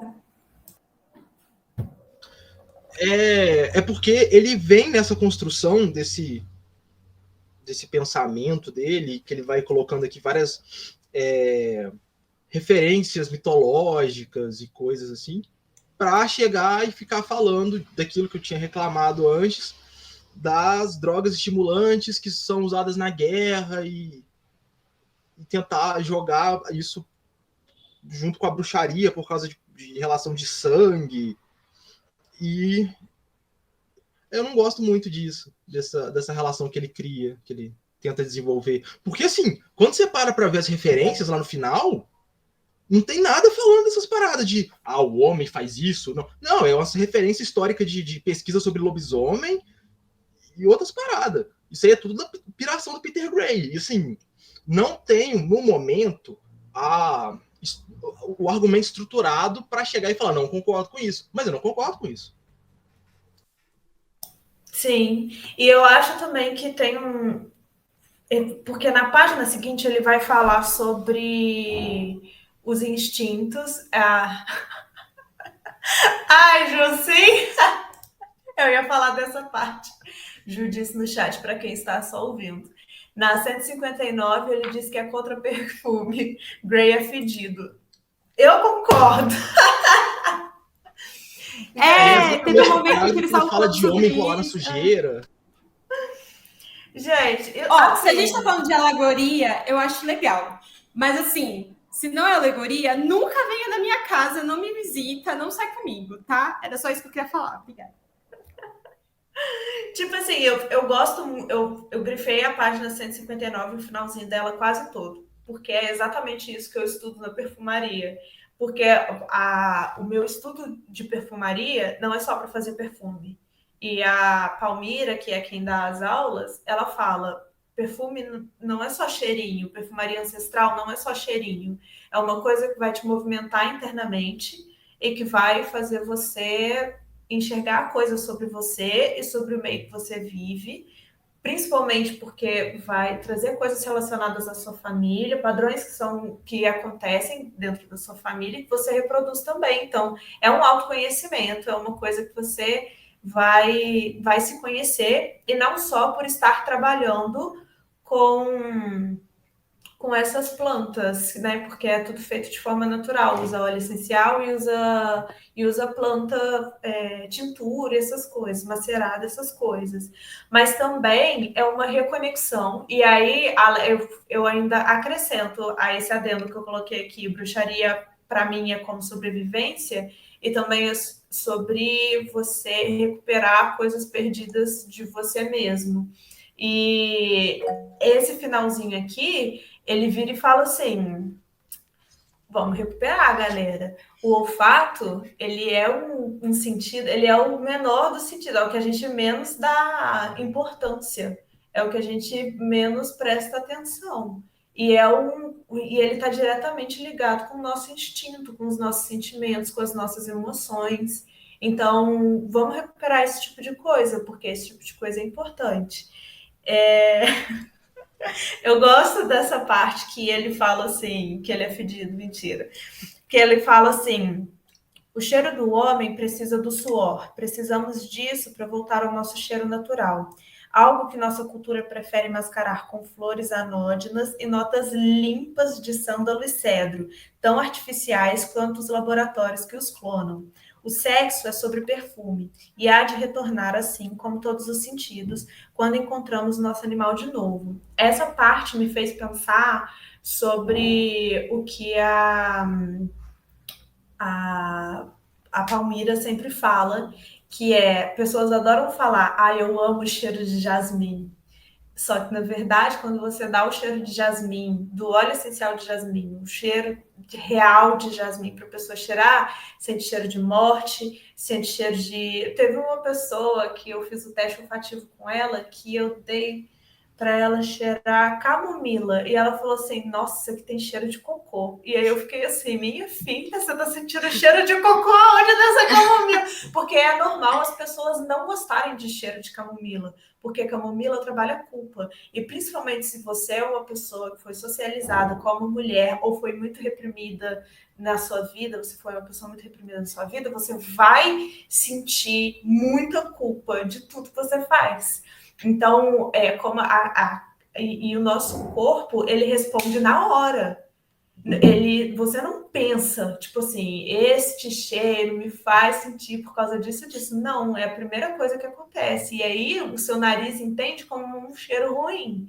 Então, essa parte aqui me fez pensar que as pessoas não gostam de jasmim de verdade, porque jasmim tem algumas substâncias que eu não vou saber falar direito, mas eu vou falar por cima. Tem algumas substâncias na jasmim que são substâncias que têm a ver com excremento. Não é que tem cheiro de excremento, mas é porque tem uma semelhança ali. E é uma coisa que lembra, as pessoas sentem cheiro de morte, é uma coisa muito maluca, e é uma visceralidade, é o que está morto dentro de você. Então, assim, caralho, mexeu muito comigo essa parte por causa de tudo isso, sabe? E eu fiquei pensando naquela minha questão que eu já falei aqui, que às vezes eu sinto cheiro de quando uma pessoa tá afim da outra. Tipo assim, a pessoa tá afim da outra, eu sinto cheiro, eu consigo sentir esse cheiro, eu não sei explicar que cheiro é esse. E eu tô aí tentando entender que cheiro é esse, porque eu sinto cheiros aleatórios, assim. E a galera no Twitter achando assim, oh meu Deus, tem gente que sente cheiro de barata. Pô, você sente cheiro de gente afim, cara. Sim, eu sinto cheiro de espírito. Eu já pensei sobre isso, Marisa, se talvez, se pode ser feromônio, não sei explicar o que acontece, eu só sinto cheiros. E aí, eu tentei explicar para uma pessoa, e aí eu fiquei assim, a ideia do cheiro é a ideia do cheiro de jasmim, porque jasmim é afrodisíaco, mas não é cheiro de jasmim, porque cheiro de jasmim é muito floral e não é floral. E aí, na hora que eu li aqui, o cheiro do homem precisa do suor, e aí eu fiquei assim, a ver com suor, caralho, e aí... Porque é cheiro de corpo, é cheiro de gente, é cheiro de... E teve até uma conversa que eu tive com uma amiga minha uma vez, porque ela sente cheiro, os amigos, as pessoas que são próximas dela sentem cheiros. E aí a gente estava meio que pirando nisso, tipo assim, será que a gente gosta ou desgosta de uma pessoa porque... O trânsito de gato.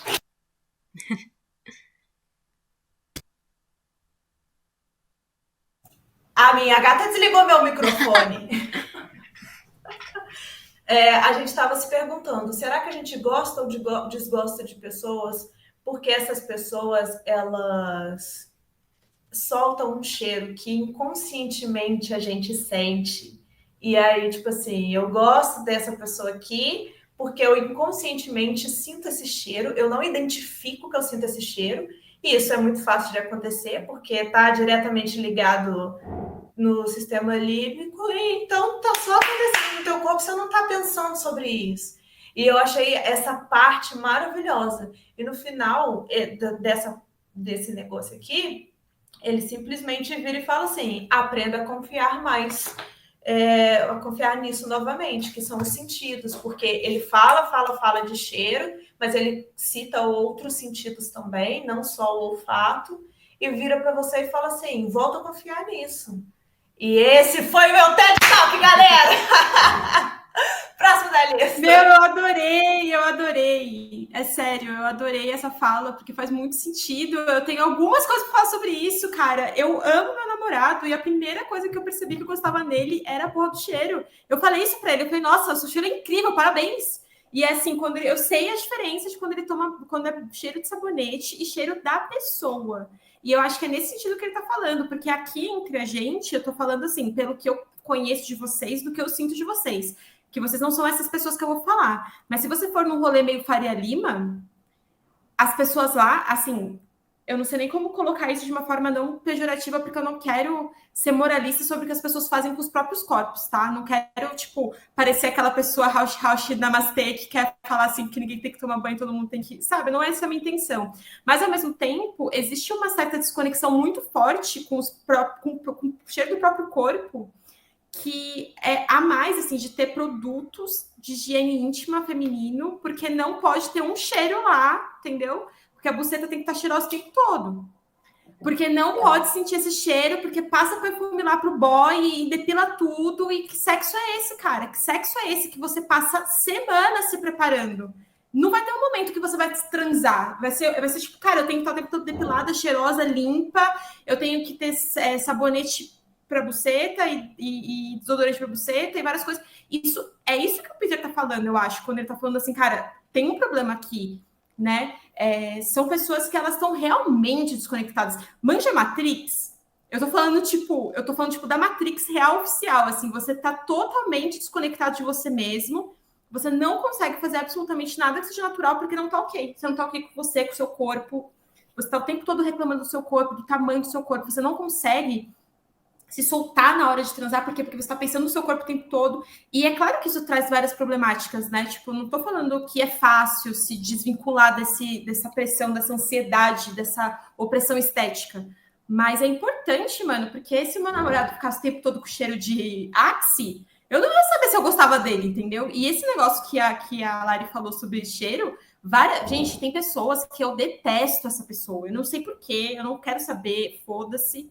Mas eu sinto o cheiro da pessoa e falo, eu não gosto dessa pessoa, cara. Não gosto, essa pessoa tem o cheiro errado, essa pessoa ela tem uma energia errada. E quando você é uma pessoa meio clarividente, eu vou usar essa palavra por falta de uma melhor, porque eu não vou também tomar todo o tempo na minha fala para explicar isso.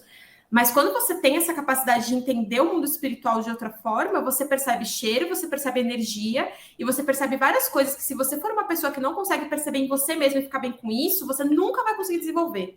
Porque você vai ficar o tempo todo bolado e nervoso e, ai meu Deus, o cheiro tá errado e não sei o quê. É claro que o cheiro tá errado, porque é espírito obsessor. É claro que o cheiro tá esquisito, é um negócio que não bate com a tua verdade. E tá tudo bem, você não precisa ficar bolado, porque você não tem que... Né? Você vai usar o quê, mano? Um Axe espiritual agora, porra? Não dá, entendeu? Tipo, você precisa lidar com a natureza das coisas e tá tudo bem. E eu gostei muito disso, Lari, tipo, de verdade. E esse negócio do cheiro pra mim, ó, 10 de 10, entendeu? Sinto o cheiro das pessoas e deixa as pessoas sentirem o cheiro de vocês também, porque é muito melhor. Faz muito... a química, ela bate muito a partir do cheiro. Eu ia falar justamente sobre isso. Inclusive, essa parte do cheiro, da conexão com o cheiro, eu prestei uma atenção aqui, fui grifando, porque o Peter Gray, de novo, ele deixa vários passos pra gente entender, tipo, como chegar na transformação animal. Obviamente que não é a transformação animal no sentido literal do negócio. Ele começa com a nudez, né, falando que é o afastamento do eu socializado, e aí ele entra nessa questão do cheiro. E eu sinto que não é, tipo, no sentido de nunca use perfume, mas sim no sentido de, mano, você tem que conhecer o cheiro do seu próprio corpo. Você conhece o cheiro do seu próprio corpo, ou você só conhece o cheiro dos produtos que você passa nele.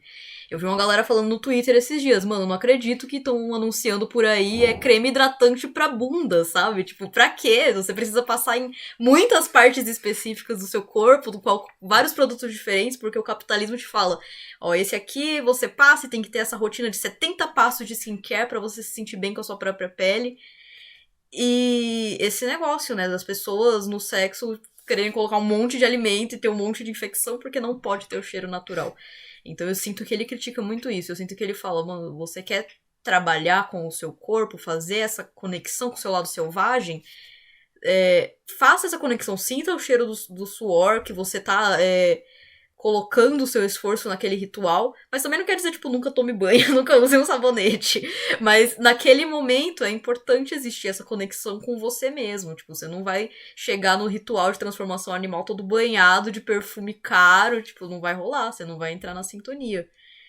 E aí tem outros passos que ele fala aqui também, né, ele fala do uso de ervas e de unguento na página 160, e depois ele fala da dança e da imitação.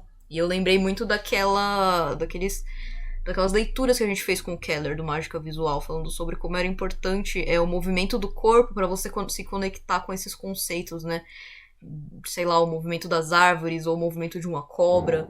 Às vezes, quando você tá numa meditação com um espírito de animal e você sente a vontade de se mexer, de sair correndo e, sabe, fazendo as coisas. E, bom, ele deixa esses passos e eu senti muito que a gente precisa ter uma reconexão com os nossos sentidos. Foi esse o recado que ele deixou. Porque a gente tá acostumado a não prestar atenção neles, e não só não prestar atenção, a gente é condicionado a mascarar tudo que é natural na gente. Porque é o que o capitalismo quer, ele quer criar necessidades pra gente, ele quer que a gente ache que a gente tem a necessidade de comprar 70 mil produtos pra gente se sentir bem antes de sair de casa com a nossa própria pele, com o nosso próprio cheiro, com a nossa essência. E às vezes você estaria muito mais feliz só com o básico, sabe? Ou com um perfuminho natural e já era. Como o Peter Gray gosta de ficar jogando referência, eu vou jogar umas referências aqui também. Eu não consegui encontrar aqui, assim, dando uma olhada nas estantes ali onde tá. Mas tem uma zine publicada aqui no Brasil, que é a Zika. E acho que na 2 ou na 3, eu tenho ela ali, mas no momento eu não vou saber quem é o artista e qual o número. Mas tem uma colagem muito bacana, muito bonita, que diz, que tem os dizeres: buceta deve ter gosto de buceta, caso contrário lamberia sabonete. Né? Só que eu esqueci o nome do artista que colocou isso, eu não consigo achar na internet. Se em algum momento eu conseguir achar esse zine, eu falo para vocês quem que é, para ver se consegue achar e pra vocês verem, então. Ai, é sobre isso. Eu até esqueci o que eu ia falar, gente. De novo, a pessoa aqui com a falta da vitamina D tá foda. Mas é isso, eu concordo muito com esse papo. Assim, eu gosto muito desse papo, inclusive, porque foi uma desconstrução muito forte para mim. Lembrei o que eu ia falar. A coisa da intuição, que é uma parada importante para bruxa, ela vem muito de você saber ouvir os seus próprios instintos, tá? Que a intuição, ela tá relacionada com o instinto, porque você consegue perceber as microexpressões faciais das pessoas, tipo igual o Vitor do Metaforando, sabe? Tipo assim, sem você perceber, sem você realmente perceber, você tem alguma coisa na postura da pessoa, tem alguma coisa se passando ali que você entendeu que você está em risco. E aí você consegue sair da situação, ou não, né? Não sei, de alguma forma aquilo está te avisando, porque você é um animal, né? Você é um animal e você quer sobreviver. E aí você precisa aprender a confiar nisso. Isso é muito importante, gente. Eu não consigo, tipo, de verdade, eu não consigo dizer quantas vezes esse tipo de facilidade para perceber essas coisas já salvou minha vida. A Bibi está aqui para ela vai poder falar. Quando a gente passou ano novo juntas num lugar, eu não gostei de uma determinada pessoa que estava lá. E eu acho que eu estava certa de não ter gostado dessa pessoa, entendeu? Porque ela era esquisita, tinha coisas estranhas, porque no meu inconsciente, eu já associo isso com várias outras ocasiões em que isso aconteceu e que aquela pessoa está tendo a mesma atitude. Então, eu já sei, automaticamente o meu corpo já vai me colocar em estado de alerta. Então, de vez de você falar assim, cara, não, eu tô louca, não, eu tô pirando, essa pessoa não tem nada a ver, não deveria estar pensando nisso. Não, cara, confia, aprende a confiar nesses seus instintos que estão falando que tem alguma coisa errada com uma pessoa, ou que tá falando que tá tudo certo também, que você pode confiar, porque isso vai te levar para onde você quer ir, ou não, enfim, independentemente disso. A bruxaria, ela é muito sobre você saber ler as coisas de verdade. Não só, tipo, não vai colar só um espírito no seu ouvido. É sobre você saber ler essas pequenas expressões faciais. As pessoas vão sair daqui assistindo Metaforando, né? Mas é sobre isso. Eu achei importante comentar por causa disso. um ponto que eu acho muito curioso sobre esse rolê do Ano Novo foi que todas as mulheres que estavam na viagem sentiram o mesmo desconforto e praticamente nenhum dos caras sentiu esse desconforto. Então, acho que entra aí a socialização também, né? O quanto a gente tá alerta o tempo todo pra alguns sinais que algumas pessoas simplesmente não foram condicionadas a perceber. É isso, gente. Eu não tenho mais nenhuma coisa. Só lá na página 163. Eu não sei se vocês querem pontuar alguma coisa antes. Mas a da página 163, inclusive, eu escrevi assim: carai, Pedrinho, cismou com o Ginsburg, porque ele cismou com o Ginsburg. O Carlo, que é o historiador que escreve sobre. Não sei se especificamente Inquisição, mas a gente já falou sobre ele. Que fala sobre Sabá também e tudo mais. E aí ele meio que discorda do Ginsburg, depois ele concorda, e aí você fica assim, meu filho, o que você tá querendo da sua vida? Né? Mas a vida é isso, a gente é meio assim. Vocês têm alguma coisa para pontuar nas páginas anteriores? Não? Inclusive, se vocês... desculpa, amiga, só falar se vocês Pode quiserem indo para o final para a gente não estender tanto, aí o que vocês preferirem, a não ser que tenha alguma coisa muito importante assim, aí o que vocês acharem melhor. Eu acho que não tem mais muita coisa assim... não. Nessa parte, na página 164 foi onde eu coloquei silenciadas, que eu grifei até, porque esse filme é maravilhoso. Acho que todo mundo deveria ler ele, inclusive. Ver esse filme, que ele é incrível. Aqui é quando ele fala aquilo que eu já tinha até falado, queimado pauta lá atrás, que é tipo assim, adolescente só quer fazer adolescentizice, é sobre isso, só quer ir pra floresta e tal. Existe uma diferença entre quem tá dentro do sabá e quem só tá querendo curtir e, sei lá, amarrar a crina do cavalo, comer carne crua no meio da caçada e ser doido, dançar pelado, porque só quer curtir.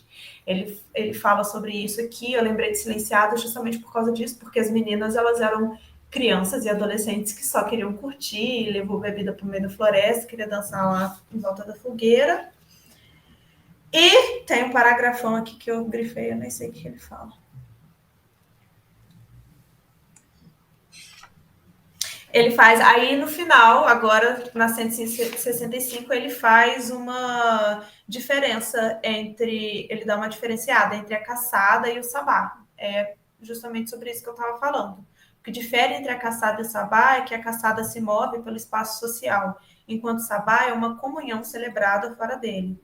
A caçada selvagem pode ser vista, pois é uma incursão dos mortos no mundo dos vivos. O sabá, em clara distinção, deve ter participação, devemos voar até ele não passará pela nossa porta. A caçada é um banquete ambulante, enquanto o sabá é um lugar designado na montanha da senhora. O sabá, em certo sentido, permanece imóvel, está fora do tempo. Tá vendo? O tempo não existe, é uma ilusão. Não vai nem volta, mas coincide. Basicamente, está aí a sensação de estar presente no momento. Uma união paradoxal de vida e morte que só pode ser alcançada através da participação corporal na dança.